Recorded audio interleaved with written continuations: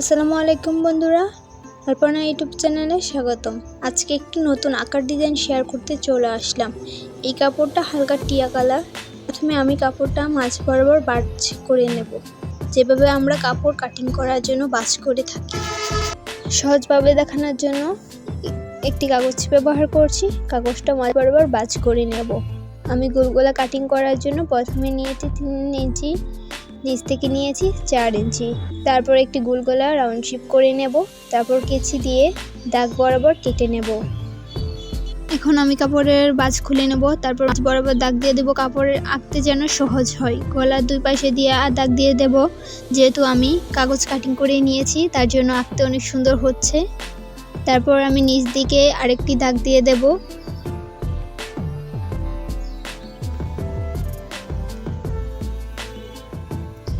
এখন আমি গলার অংশ কমপ্লিট করে নেব।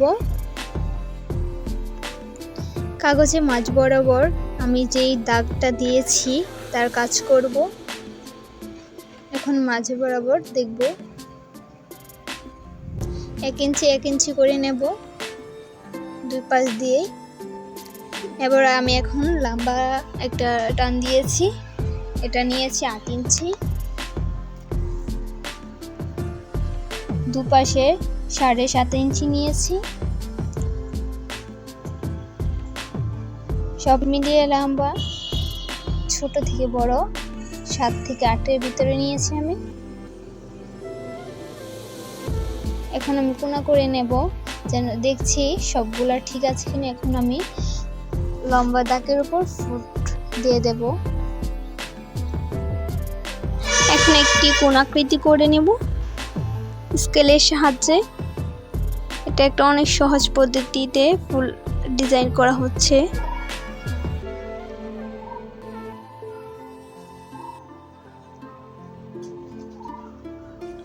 এখন আমি নিচে ফুলগুলো দিয়ে দেব প্লাস চিহ্নের মতন করে। 4 টান দিলে কিন্তু একটা সুন্দর একটা ফুলাকৃতি হয়ে আসে। দেখতে পারবেন কি সুন্দর হয়েছে ফুল আঁকা। এভাবে আমি ফুল কমপ্লিট করে নেব। এরপর আমি নিচের অংশ আঁকবো। তার জন্য প্রথমে নিয়েছি 3 ইঞ্চি, একটা লম্বা টান দিয়ে দেব। এখন এটা জামার নিচের অংশ।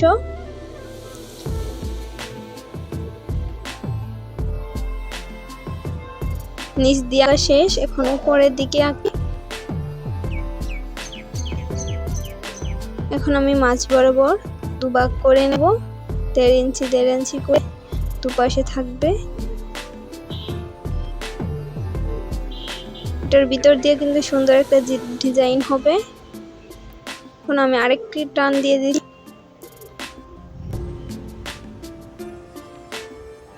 এই সেলাইটা না দেখলে বুঝবেন না কিভাবে আমি কি করব।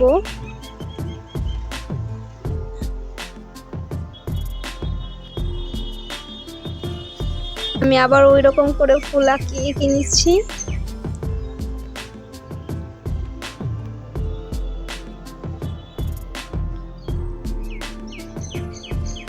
এখন নিচের দাবটাতে ফুল আঁকছি আমি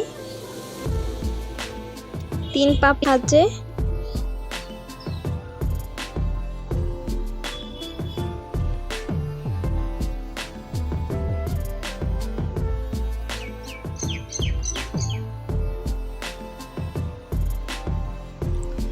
অবশ্যই সেলাইয়ের ভিডিওটা দেখবেন, মিস করবেন না।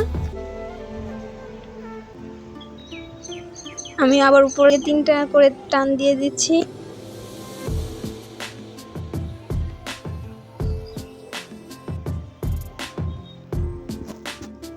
ভিডিওটা ভালো লাগলে অবশ্যই লাইক কমেন্ট শেয়ার করতে ভুলবেন না। সাবস্ক্রাইব করে বেল আইকনে প্রেস করে রাখুন পরবর্তী নোটিফিকেশন পাওয়ার জন্য। আল্লাহ হাফেজ।